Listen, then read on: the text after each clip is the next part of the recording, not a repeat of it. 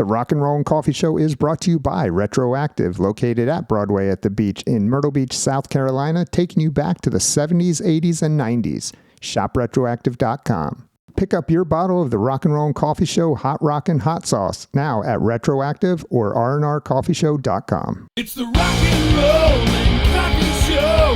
Yeah, we do.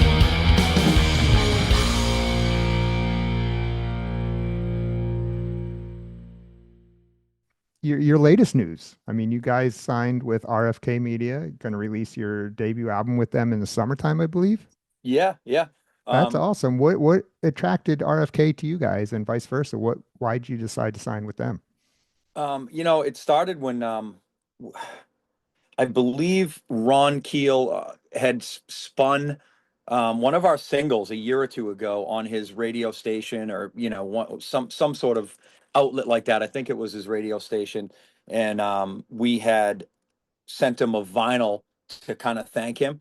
We love doing that. Any DJ or anybody, that supports us and gives us a shot like that, we like to let them know that we notice, and it doesn't go unnoticed. So I believe we sent him a signed vinyl, and he remembered that, and I think he started looking into us more, and that really actually sat with him and resonated with him, and he just kind of followed us and supported us. And what he says to us is, we're one of the hardest working bands that, again, we were unsigned. We never had any professional management, booking agent, record label. So we were on his radar for a while. And his partner at the label, Aaron, I met. We played a show recently with Trickster down in Myrtle Beach, and I met Aaron. He was there, and me and him hit it off and just became buddies. And we're texting each other, just shooting the shit about not even music stuff. We just became friends, and that's how it kind of. He asked me. Aaron was the one, was like, you should really think about RFK Media. And me being, we were a band for, I don't know, we've been a band for 9, 10 years with no, like I said, none of that professional stuff, no label, no management, no booking. So, I was kind of pushing back a little bit, or just being hesitant. And long story short, we went through some negotiations, and we're both very happy, and we're on the same team, I believe. And, I think they have faith in us, and we have the same. And we just hope that we can move the needle a little bit from where Bad Marriage has been, and where we need to go. And, we're on the same page. So, we're ready to go. Yeah, yeah. That had to be, like you said, I mean, you guys been doing it so long on your own, being successful at it. That had to be a decision that had to be made of, well, should we do this or shouldn't we just keep going how we're going? Because we're going good. Totally. Yeah. But there is a time when you do need some. I mean, not that we haven't had outside, we've had a ton of outside help, throughout the years, whether it's landing tours, or just being pointed in the right direction of, who to contact, or, hey, go to this guy for this and hit up these people for that. So, but we've never really been a part of something like this. So, and it's not that we've ever been against it, but we've always just been a self-run band. And we actually are proud of that. But, you know, the RFK thing, they know that they're not trying to, Ron has been adamant about, not trying to stop what we are doing or try and change it. He's just trying to help. And, the more the merrier at this point, as far as, his contacts, his Rolodex, and, he knows a lot of people. He's a great dude. His work ethic is insane. I mean, the guy never stops. So we need that. We need that. You can only do so much without, actually having other people on your team. It's kind of the same as any business as it's growing. As much as you want to keep it tight and small, I mean, at some point you're spreading yourself thin. And I think that's where we were at. I think we were at that point where now, we need a little bit more help to move the needle, like I said. Sure, sure. So you're going to still have hands on on this whole project, right? You're not just turning it 100%. over to them. Okay. 100%. I mean, they're not even they have so much trust in what we've built so far that yeah, they don't even really want to even hear the whole record. It's cool because they're like, look, we heard what we heard is awesome. They're not going, this song, I don't know if it's gonna make it. They're just letting it fly and letting Bad Marriage do its thing. That's awesome. Well, Yeah. Ron and I know Ron and Aaron. Aaron lives not too far from me, and I was at the Trickster show when you guys were Oh, in Myrtle Beach, and I don't know, we didn't link up, you and I. We didn't talk. I don't think so. Yeah. That I remember. Like I was at Retroactive too, and you Oh guys were yeah. there. Yeah, but I was talking with Steve and PJ a lot, but I worked there part time, so I was there when you guys were there, and then went to Oh the no way. show. That was cool. That was very cool of Amy and all just that whole camp to have us at Retroactive. That was fun. Yeah, yeah, it's great when we can bring bands in like you guys and Trickster and Totally. stuff. It's always fun. Yeah. But so the new album is called what? Match Made in Hell. Is that Yeah, correct? we've had that's based on our song that'll be on the record, and we've been playing that song out for a while just to kind of cut our teeth with it and peep. It's had such a great response live, just that one song, and the artwork is for the album is based off of that kind of imagery of that song. So yeah, we're calling it Match Made in Hell. So how many songs are going to be on the record? I believe it was 11 for a while, but we actually fast tracked a song that Tommy, our other guitar player, Tommy Skeoch, primarily wrote, and he brought it to me late, and I really dug it. And I said, look, guys, if we got to submit this thing. I mean, we don't have a hard deadline to submit it to RFK Media. What I mean by submit it, the final mixed and mastered record with the artwork, the whole package, and before you can just drop an album, you need to have 2 or 3 months leeway to Sure. get all the ducks in the row and the balls rolling. So anyway, we've kind of fast tracked that song because we all like it. So I've been mixing it the past week, and so long story short, again, I think there'll be 12 songs now on the album. Are they all new songs or are you recycling some old songs? Well, we're not recycling anything, but we have dropped a few singles within the past year that will be on that record. Okay. We had a song, the first song that we released when Tommy joined the band is called Dangerous. We Mhm. did a video for that to kind of showcase Tommy with Bad Marriage. That will be on the CD, as well as a single called The Pennyman that we released Right. not too long ago as well. That you sang on. Yeah, Yeah, that's yeah. the yeah. I'm kind of this record. We're kind of debuting me a little bit more. Not to take any spotlight off of Johnny at all, but it brings my voice is totally different than his, and it just brings a darker, heavier element. And we've always loved that kind of music anyway. So we're just showcasing it a little bit. So there's a few songs on there that is a little bit more like that, with me on the forefront of the vocals. But I would say 75% of it is still, regular Bad Marriage with Johnny rocking it. How are you enjoying the frontman status singing?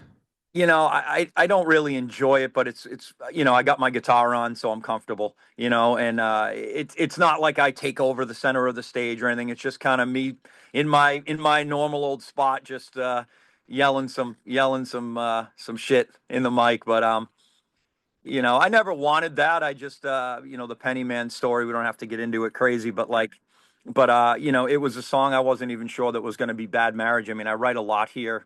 We record everything here. I do it all in house, and I have a studio down here, and we actually rehearse here too. Everyone was here last night for rehearsal. Not Tommy; he lives in Florida, but we're East Coast.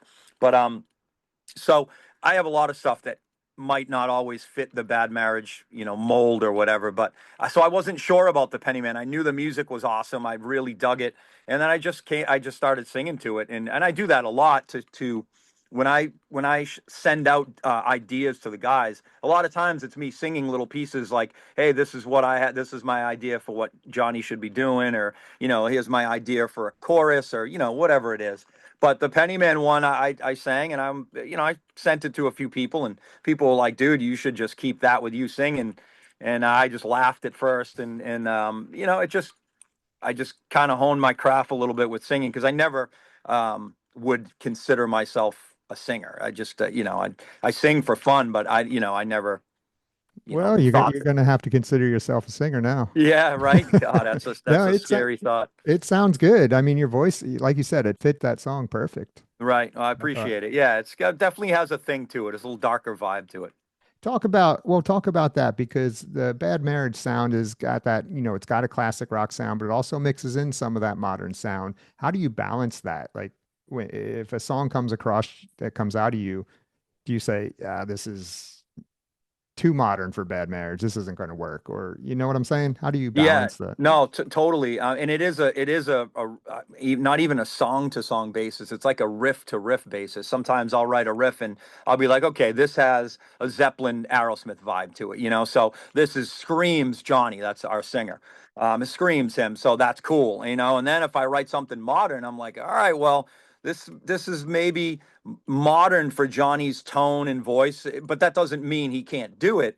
I think that actually it actually challenges me more to figure out how we're going to do it, and whether it's going to be Johnny just a little out of his element singing, and we have a song coming up on the record, and it's probably going to be a single called Head Trip, and we've just now started playing it live. We probably played it 5 or 6 times. It's just a killer song, and you know it just sounds like Bad Marriage, and that's what I was getting at, is as long as it sounds like us, I'm cool with it, whether it has classic throwback vibe, whether it's modern, whether it's even heavier than modern, maybe some metal vibes there, because we love it all as a band. I mean, we love all different things, and I think when you put that together, you have a sound, and that's like been my whole goal, as far as being in an original rock band. It's just you want to be able to hear a song and go, "Oh yeah, that's Bad Marriage." Like you hear Rage Against the Machine, it's them. You hear Pearl Jam, it's you just know. I can go on and on. Nirvana, you're gonna know it's Nirvana, and that's what I think, a really huge thing to be able to have a sound, and that's what we're going for. Sure, sure. Now you mentioned that you do the recording and producing. Did you do this whole record as well? Yeah, Because I yeah. know on your EP, Brian Weed helped you with that, right? Yeah, yeah, that was the first. So we have just a brief history. We have our first EP we did was just kind of 6 songs that we did when we were, when Bad Marriage was in its infancy. That was like 2015, I think, or 16, something like that.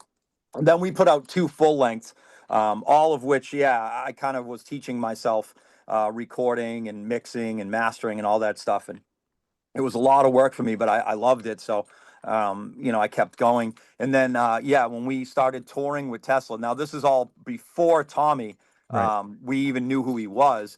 We did extensive touring with Tesla, and me and Brian became close. And, yeah, he ended up producing our EP and flying us out to Sacramento. That was right around the COVID time. So it was cool for us to get out when nothing was really going on. So we actually got some work done. We wrote an EP, and he produced it and he mixed it. I did master it. He let me do that, which was cool. So I still had my hands in it because he knew how important that was to me. And so yeah, that was the first time that I kind of let someone else take the wheel, and I loved it. I wasn't even hesitant at all. I mean, it was cool. I learned a lot from Brian. So, and we're proud of that EP too. But yeah, this new record is all me again, and yeah, it's pretty cool. Why'd you choose to go back to you doing it? Just because, I love it too, and I live for it, and it's just, I don't know if it's easier, because it's definitely not easier. It's a lot of work for me. But again, it's what I do. It's, I lock myself down here, and it's just part of me. I think, well, number one, it's cheaper, right? I don't, yeah, like it's cheaper for the band. I don't, unfortunately, we can't pay me to do it. It's just, it's part of the job. Um, but so, everything's here. I invested a lot of time and money into my recording equipment, and it's just so much easier to when I get a riff in my head, to just be able to lay it down, and I start foundation and backbone here, and it just kind of comes from here. Everyone can do their parts here, and it's just the way we've always done it. Do you do it old school? Do you bring in all the amps and mic them up, or do you go direct in and you use, different? Both. Okay. A lot of the times, we do. I mess around and mic the amps and stuff, but plugins in direct in is come so far, and I can get an insane tone once you know what you have as far as your equipment. I can dial stuff up really, really quick. Hmm. Um, and sometimes I do it, with the intention of doing it over with a real mic amp and a real, but I mean, I get it sounding really good. So then I'm like, I don't know. Sometimes I'm like, nah, I think it's good. Right. Um, and there's it's always the time crunch issue too, where I'm like, dude, these guitars sound really good. I mean, I could spend, a day redoing them all, but are they really going to sound that much better? And as long as the performance is there, I'm pretty happy with the sounds that I'm getting, from my songs. Yeah, yeah. Well, let's go back a little bit because I heard that when you were forming Bad Marriage, you individually picked your guys you wanted to work with, and if I'm correct, this was going to be your last shot at putting something together. Is that correct? I mean, yeah. So we had a band. We all of us have been in bands our whole life, and the one that I was in before had recently broken up, and I was frustrated, and obviously because we were again, all of my bands seemed to be just at that cusp, and I always wanted to tour. That was my big thing, and I was coming out of a New England, Boston area music scene, which was cool, and we did some really cool stuff in a bunch of different bands that I've been in.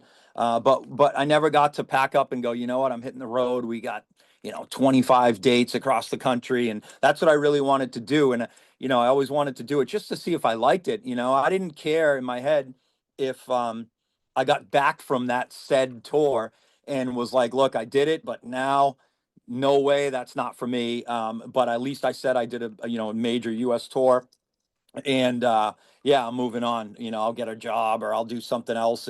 But I never got to that point. So when my last band broke up, that's when I started. I forget, I either had money saved up or I sold. I forget. I basically pooled a lot of cash and bought recording gear. And I said, you know what, I'm gonna start teaching myself. And because I wasn't done yet. I had a lot of riffs still. I had a lot of ideas. I had a lot of songs that never came to light because for whatever reason the band that I was in didn't work out. So um, I just started teaching myself recording, and I said, you know what, this is good stuff. I said, I'm gonna try it one more time. That was my mindset, and I said, but I got to handpick these guys as best as I can throughout my years of playing. Who can hang, right? And when I mean hang, I don't just mean who can hang on stage, off stage.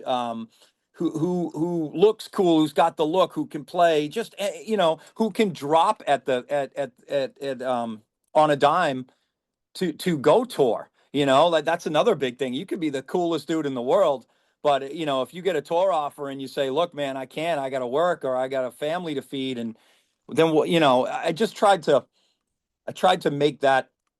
I tried to vet that, every member as well as I could, just so I wasn't, disappointed down the road. And look, long story short, again, it's been 10 years, and no one's left the band, no one's quit, no one's been fired, so everyone's pretty cool, man. Yeah. So talk about your guys' work ethic a little bit because you guys, from what I see, I mean, you do work hard for, especially doing it by yourself for the Right. most part.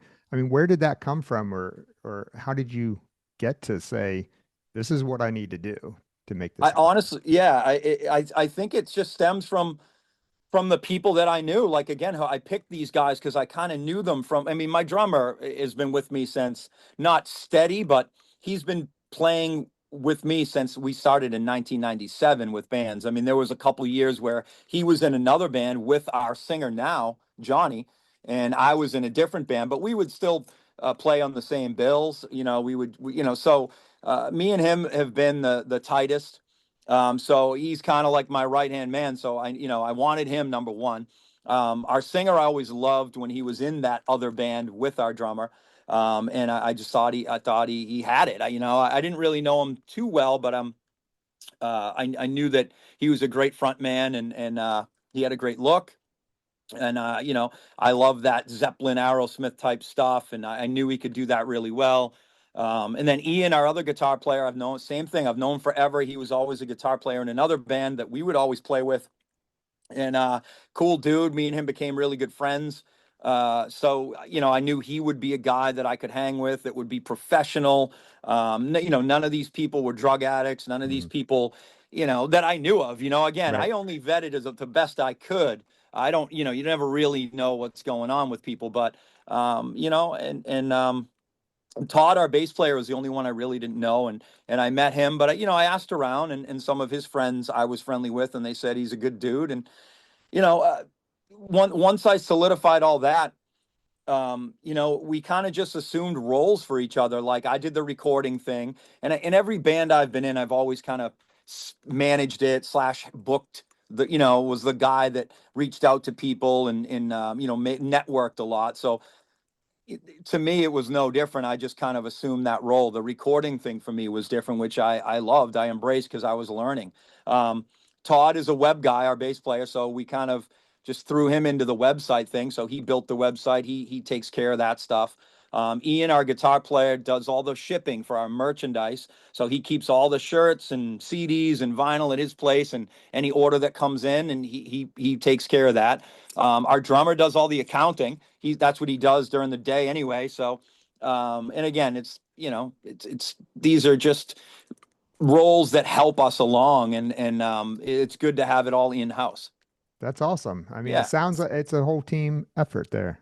Yeah, yeah, and Yeah. and there's the social media side is a different animal. It's tough to get everyone to post all the time and stuff, but we do the best we can, and we can. I always think we can get better at it, but it is what it is. So then you try, and then you bring Tommy into the mix, the third Yep. guitar player, which there's been bands with three guitar players, but is it necessary? Probably not. But you Yep. decide to bring a third guitar player in. Talk about that a little bit. Yeah, it's definitely not necessary. And we were never looking for that. I never in a million years would have thought Bad Marriage would. Most of my bands in my entire life, I was just me as a guitar player. I never even had two until Bad Marriage. Although I was in a band briefly with two guitar players, which was super cool. It just didn't last long enough for me to even like truly enjoy it.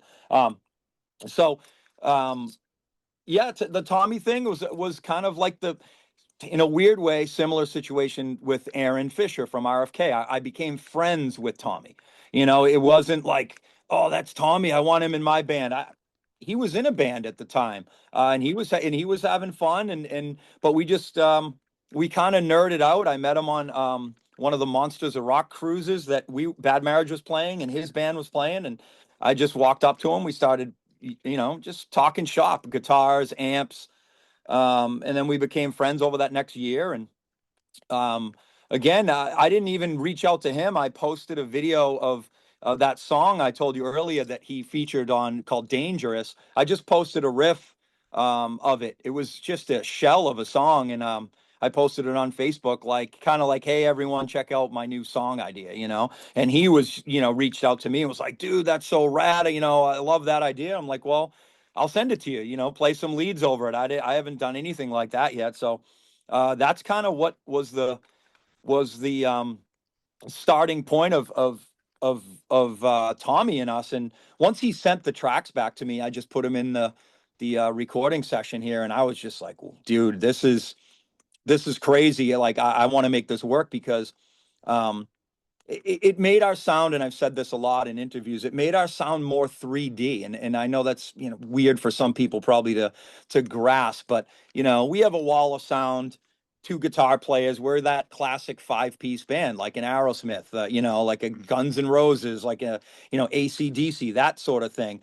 But Tommy is a different animal with guitar, and me and Ian just we don't play like that. It's different. He does a lot with the whammy bar now, and like, he just has these sounds that, I don't know. The only way I can explain it, it brings it like 3D like that instead of just stereo, you know? So with So yeah. three guitars, is there three distinct guitar parts in there? You're not just copying each other the whole time. Yeah, yeah, You no, obviously not. I mean, sometimes when you really want to hammer a riff down, sure. especially live, you got to all be doing the same thing, or else it'll just get a little, squirrely on you, you know. But yeah, that was a tough part to figure out initially because we had threw him on a tour um, that we had already had booked with.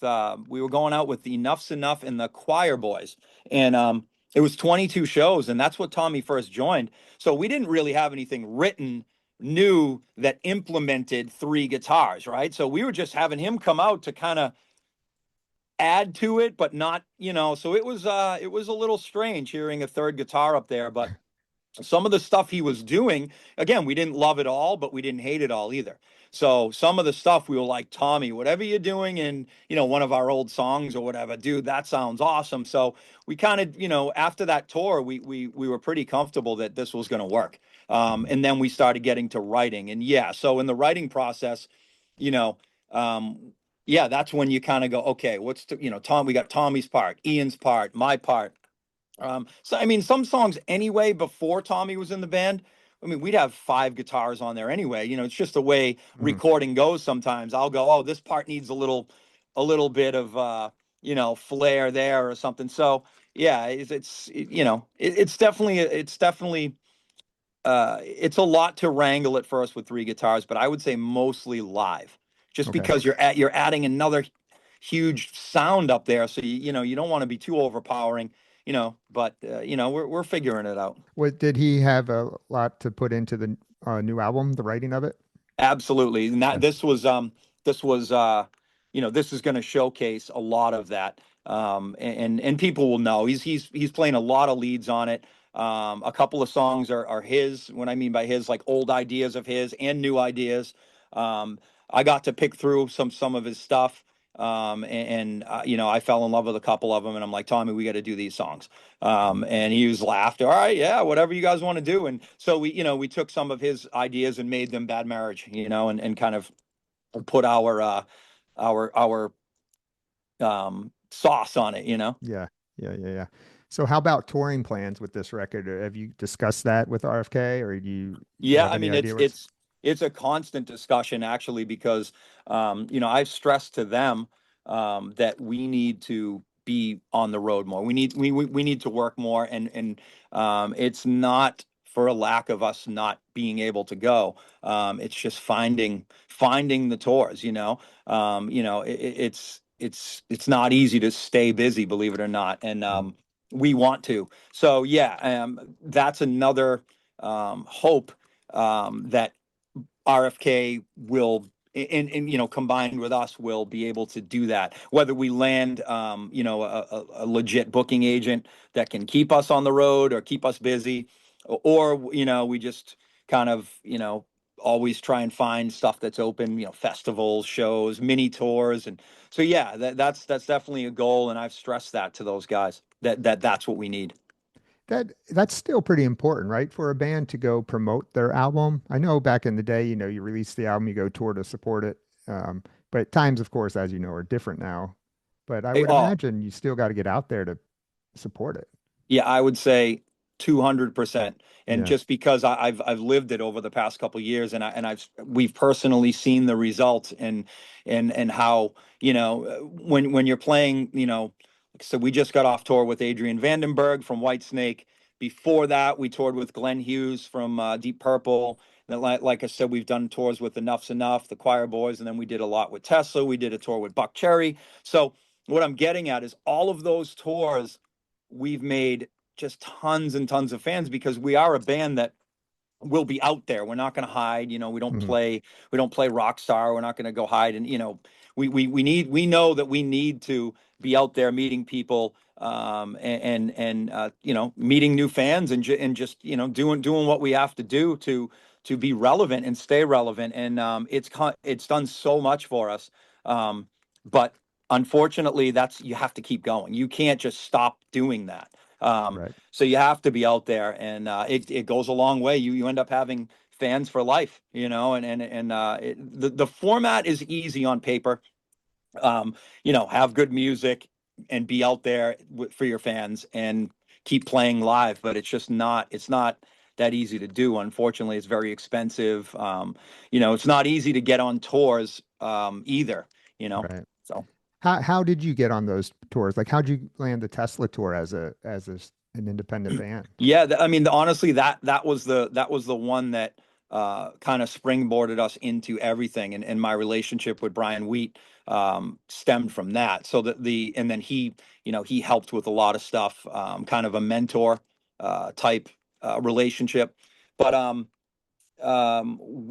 so the band that I was in before Bad Marriage started, we had a publishing deal, and that in that for anyone that would listen that doesn't know what that is, it's basically a way to get your songs on like commercials, into movies, into video games, into stuff like that. That would so we had a publishing deal, and that company is called Roundhill, and their CEO became a good friend of ours. So when I started Bad Marriage, I'm going to fast forward after that band. He had hit me up, and had been following Bad Marriage a little bit, and was like, hey, because they were working with Tesla at the time, with their royalties or their publishing or something. So he said, hey, Tesla's playing at the Boston House of Blues. I think I can get you guys on it if you want to open it. So I was like, 100% we're in. And so we had already agreed to it, and then like a week or two went by, and he goes, hey, they might need a support band for New Hampshire and Maine as well. So it would be 3 shows instead of one. Again, we were like, damn, that's killer. We're in. So that was the three show thing that started it all. Brian had called us into a room during the second show. When we were loading in for the second show, it was in Portland, Maine. He called us all aside and was like, basically like, I love what you guys are doing. And I remember he said, I love the way you guys carry yourself. And I think that was important. That thing that he said, and that's always sat with me, resonated with me. He could see that we were a pro band, we weren't a bunch of morons, and we just carried ourselves good, and me and him just became buddies. And again, it led to him producing the EP. It led to him putting us on more extensive touring with Bad Marriage. He then helped with the Buck Cherry tour. He helped with the Monsters of Rock cruise. So he definitely went to bat for us. He was a huge help. And then the whole Tommy thing is just a trip, really, that he wasn't in Tesla since 2008. We go and do this extensive touring with Tesla, and then we end up getting him in our band. It's really quite a story if you really think about it. Yeah, yeah. That's Uh, awesome, man. yeah, Well, you're in good hands, I believe, with Ron and Aaron. So I think good things are going to happen for you guys. I hope so Looking too, forward to man. seeing And, what and happens. yeah, I hope so. I think so too. Again, I didn't just grab the nearest pen and sign. Right. Like we became buddies, and there was a trust that I had to build up, yeah, and I hope the best for us. And again, we're on a team. You Yeah, know, yeah. so That's good. You know yeah, what I wanted to ask you about though is people that follow you on Facebook probably know about your treasure hunting, your metal yeah, detecting thing. Tell me about that. I mean, how did you get into doing that? And you seem to find a lot of things. yeah. I'm sure there's a lot of times you don't find anything, but Exactly. It's funny because I'm gonna go right when I get off with you. I'm gonna you're suit up, going. and I'm gonna suit up. Yeah, I got permission to these hay fields. That there's a house down the street from where my mom lives, only about 20 minutes from here. But I've always driven by it, and the older houses have plaques on the front, and it Mm, tells the date. And this one says 1810, and I've always loved it. And long story short, again, I finally got permission to do the hay fields in the back, and I was there 2 days in a row, a couple days ago, and I found a 1730s coin. It's called a King George the First, and so I know there's stuff there. It's a very old field. It's been farmed 300 years. So I'm gonna go back there. But it got started. Honestly, I was living in Boston at the time. I'm no longer there. I'm about 50 minutes out, and it's more rural where I live now. And New England obviously is just it's just filled with early colonial history, right? I mean, it goes back to the Sure. Pilgrims in the 1600s. But it's just where the United States started. So there's a lot of stuff in the ground, and a lot of Revolutionary War stuff, War of 1812. This is nerdy history stuff, but I love it. I always loved old coins, and I was watching a show when I was living in Boston. And it was that Oak Island show, and I know it's funny because they still haven't found anything. It's been like 12 years, but this was the first season, and I was just enamored by the show. And once in a while you see a guy walking around with a metal detector, and I'm like, dude, I can do that. I thought it'd be fun. And so I just bought one, and I kept it. I used to go to my mom's, for holidays, and just to visit. And me and my wife walked in the back. She lives on a dead end, and we just followed some stone walls, and she just started yelling like, hey, I found a well. I found a well. I'm like, what? And now we're in the middle of the woods. Like there's nothing around. So I'm like, and again, I was super green to the metal detecting. I really didn't know what I was doing. So we went, and we're looking down at this colonial well that had to have been 17, mid 1700s. And I'm like, wow. And I'm like, well, wait, why would there be a well? And I put it together that there had to have been someone who lived out here. So about 50 feet from the well, we found an old foundation. So it was just a stone foundation of where, a family lived.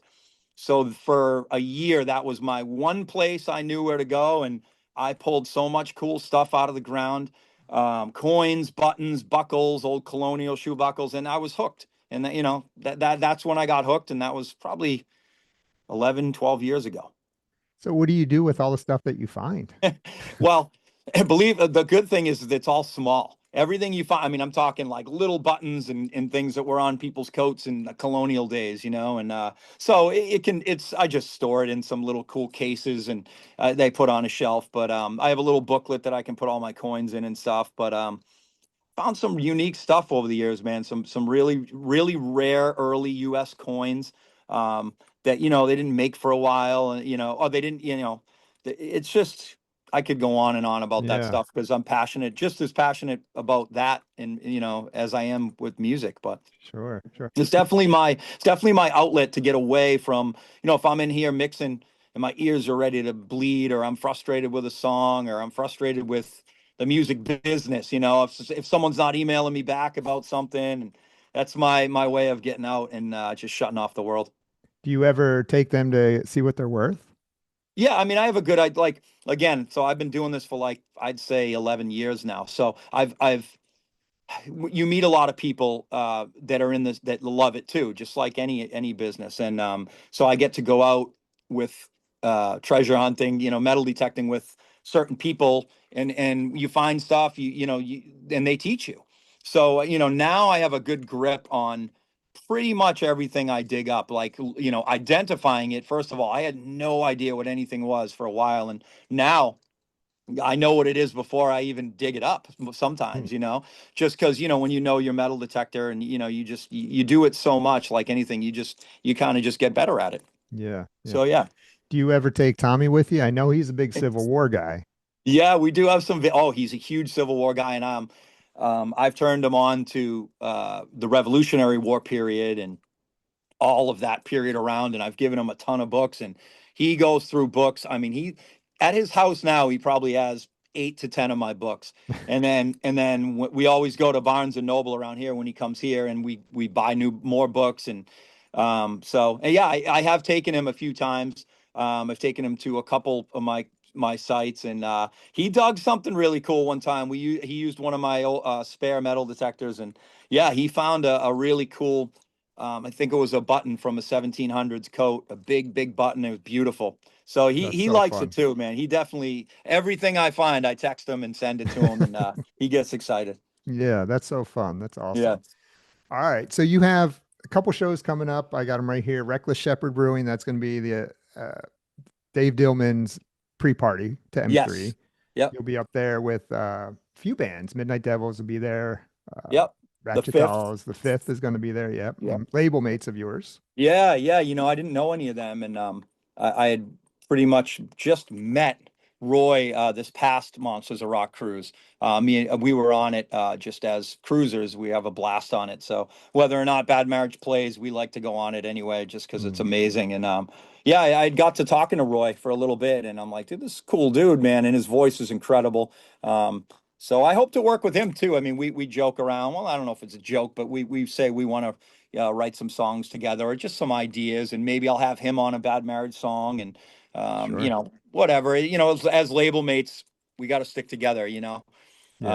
So hopefully we can do some more shows as well, other than that Reckless Shepherd Brewing Yeah. one. Yeah, that's Yeah. kind of like the unofficial M3 pre-party thing. I know Right. that Dave's been doing that a couple of years, so we're Yeah. excited for that. And then the next night we got another one. I think Dillman's involved with that one too. That's Yes. that's kind of an after party for the Friday night one. I think that's at Union Jacks. Is that correct? Yeah, yeah. I've Yeah. never been, but Yeah. Yeah. Okay. And that's with Midnight Devils again. yeah, yeah, Cool. yeah. All right, man. Well, listen, stick around. Okay. I appreciate you joining me this afternoon. And Mhm. yeah, best of luck to you. Awesome, man. I appreciate it, and thanks for having me on.